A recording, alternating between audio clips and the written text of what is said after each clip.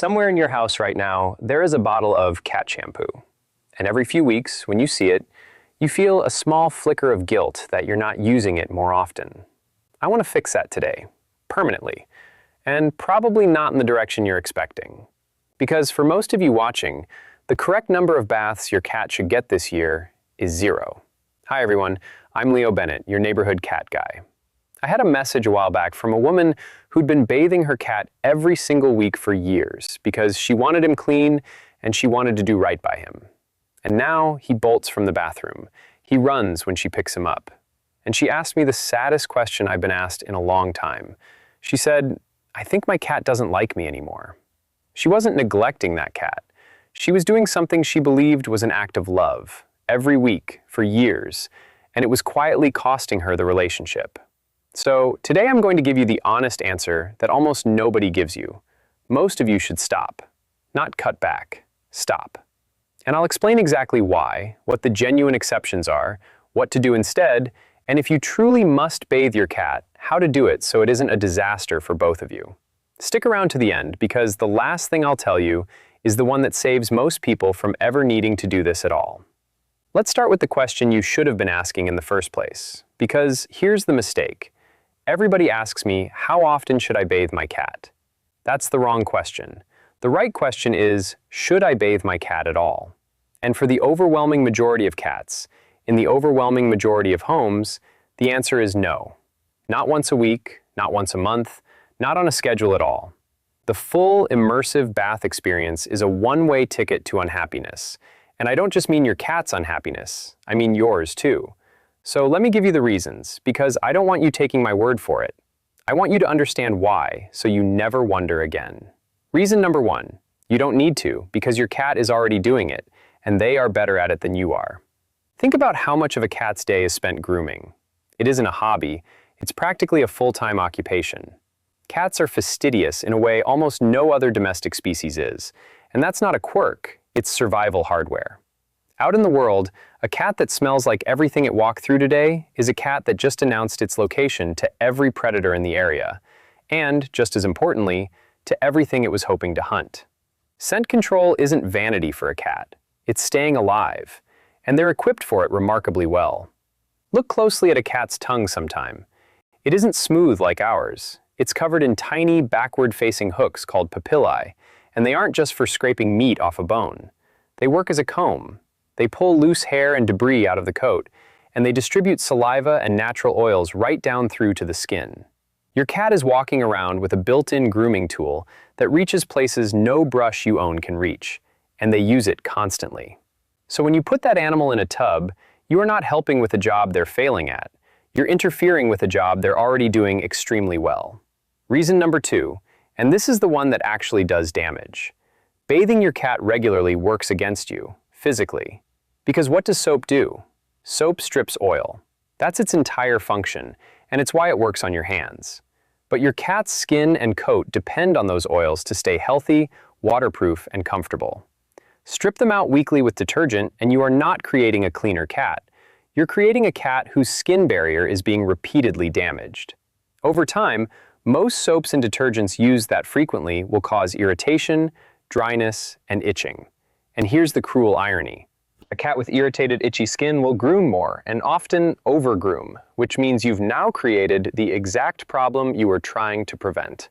So you're stripping the oils they need, irritating the skin underneath, and then watching the cat try to fix it. That's the whole cycle, and it starts with a bath the cat never needed. And reason number 3 is the one that message from that woman was really about. It breaks down your relationship. And this is the cost that nobody puts a number on, so let me spell it out. Your cat is constantly, every single day, building an association with your hands and your presence. What does it mean when this person picks me up? Is it safe? Is it neutral? Is it something to be feared? Now bathe that cat weekly. Forced restraint, water, noise, loss of footing, no escape. That's one of the most frightening experiences a cat can have, and you're the one delivering it, on a schedule. Your cat isn't capable of thinking, well, he means well, it's for my own good. All they learn is that being picked up by you sometimes leads to terror. And then that fear generalizes. It doesn't stay in the bathroom. It shows up when you reach for them on the couch. It shows up when they eye the doorway as you walk toward them. That's what had happened to that woman's cat. He hadn't stopped loving her. He had simply learned, correctly, based on hundreds of repetitions, that her hands could mean the bathtub. So the correct way here is the easiest instruction I'll ever give you. Stop. Don't taper off. Just stop, unless your cat falls into one of the categories I'm about to give you. Because I'm not saying never. That would be dishonest. And there are real exceptions where bathing isn't just acceptable, it's necessary. So let's go through them, and I want you to be honest with yourself about whether your cat actually qualifies. Exception 1. Hairless breeds. If you have a Sphinx or another hairless breed, everything I just said changes. Those cats produce the same natural skin oils as any other cat, but they have no coat to absorb and distribute it. So the oil just accumulates on the skin. It gets greasy and waxy, it collects dirt, and it can clog the pores. Those cats genuinely do need regular bathing, often every week or two, and that isn't cruelty, it's basic care. It's part of the deal you signed up for with a hairless breed, and anyone considering one should know that going in. Exception 2. The rescue situation. If you've taken in a cat or a kitten off the street, all bets are off. Street cats arrive covered in fleas, dirt, grease, motor oil, and things you don't want to identify. You absolutely bathe that animal, because leaving it on the coat means they'll ingest it while grooming. It's a rough introduction. They'll forgive you, and it's the right start. Exception 3, and this is the biggest and most commonly missed one, the cat who can no longer groom themselves. This covers a few situations. Arthritic cats first. Think about the positions a cat has to get into to groom their own back and hindquarters, twisting the spine, reaching around, holding a leg up. For a cat with painful joints, those become difficult and eventually impossible. Overweight cats, for the same mechanical reason, simply cannot reach the areas they need to reach. And senior cats often groom less overall, sometimes because of pain, sometimes because they're not feeling well. Here's how you spot it, because these cats do not announce it. You'll see a coat that's still fine and glossy on the front and around the head, where they can reach, and then dull, greasy, matted, or dandruff-covered along the lower back and near the base of the tail, where they can't. That pattern is one of the most useful things you can learn to look for, and I want to be really clear about something here because it matters more than the grooming. A cat who suddenly stops grooming, or starts grooming badly, is very often telling you something medical. Pain, arthritis, dental disease that makes it hurt to use the mouth. Illness that's simply taking all their energy. So a scruffy back end isn't just a cosmetic problem to be solved with a bath. It's a symptom worth mentioning to your vet, because there may be something treatable underneath it, and treating that may bring the grooming back on its own. And exception 4 is the obvious one. Your cat got into something. They got skunked. They rolled in something greasy on the driveway. They knocked over something sticky and are now wearing it. Fine, that's a bath and nobody's arguing. But note what all 4 of these have in common. They are situations, not schedules. A bath is a response to a specific problem. It is never a routine. So what should you be doing instead? Because there absolutely is real, ongoing grooming work you should be doing, and it isn't bathing. Number 1, brushing. And if you have a long-haired cat, I want you brushing every single day. And this isn't about a tidy coat. This is about pain. Mats form close to the skin, and a cat's skin is not thick and forgiving like ours. It's thin, closer to tissue paper. When a mat forms and tightens, it pulls that skin with every step the cat takes. It's the equivalent of having your hair yanked hard constantly all day. And once a mat is established, your options get ugly fast. You're looking at shaving it out or getting scissors in against thin skin you can't see through the fur, which is exactly how cats end up with accidental cuts. All of it is avoidable with a brush. Number 2, nails. Trimmed regularly so they don't overgrow and curl into the paw pad. And number 3, ears. Checked and gently cleaned on a reasonable schedule. That's the real maintenance list, and none of it involves a bathtub. And here's how you make that maintenance easy rather than a battle. Because most people set themselves up to fail without realizing it. Start young if you can, and build positive associations from the beginning. Bring out a treat that your cat only ever gets during brushing or nail trims, so the tool coming out predicts something good rather than something bad. Cats respond to praise and a calm voice too, more than people think. And position matters enormously. I see people brushing a cat while holding them in one arm and wrestling the brush with the other, and the cat fights because it has no stable footing and nowhere to be. Give them somewhere to settle. Your lap is ideal for most cats. If your cat isn't a lap cat, get down on the floor and bring your legs around them so they feel contained but not gripped. And one more thing that I think people are strangely embarrassed to admit: get help. 2 people makes almost every one of these jobs easier, and there is no prize for doing it alone. I'd rather you have a calm 2-person nail trim than a solo wrestling match once a month. But let's say you've listened to all of this and your cat genuinely falls into one of those exceptions, or something has happened and you have no choice. Then let's do it properly, because preparation is what separates a manageable bath from a traumatic one.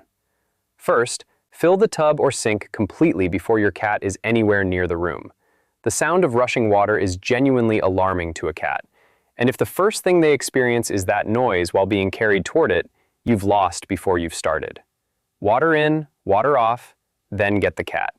Second, use warm water, not cold and not hot, and keep the level shallow. You're not submerging anyone. Third, non-slip footing, and I cannot stress this enough. A cat scrabbling on wet, slick porcelain will panic, and that panic is what turns into fighting and scratching.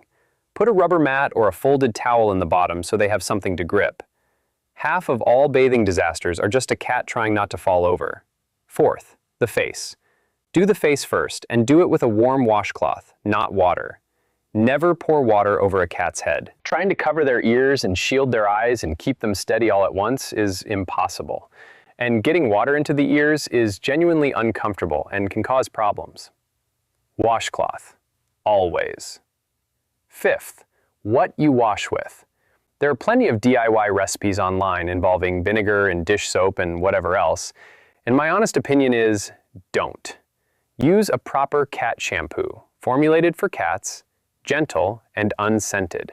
Never use dog shampoo, because some contain ingredients that are dangerous to cats, and never human shampoo. And I want you to really hear the word unscented. Your cat's sense of smell is dramatically more sensitive than yours. A fresh linen scent that's pleasant to you can be genuinely overwhelming to them, and you're about to leave them wearing it for days.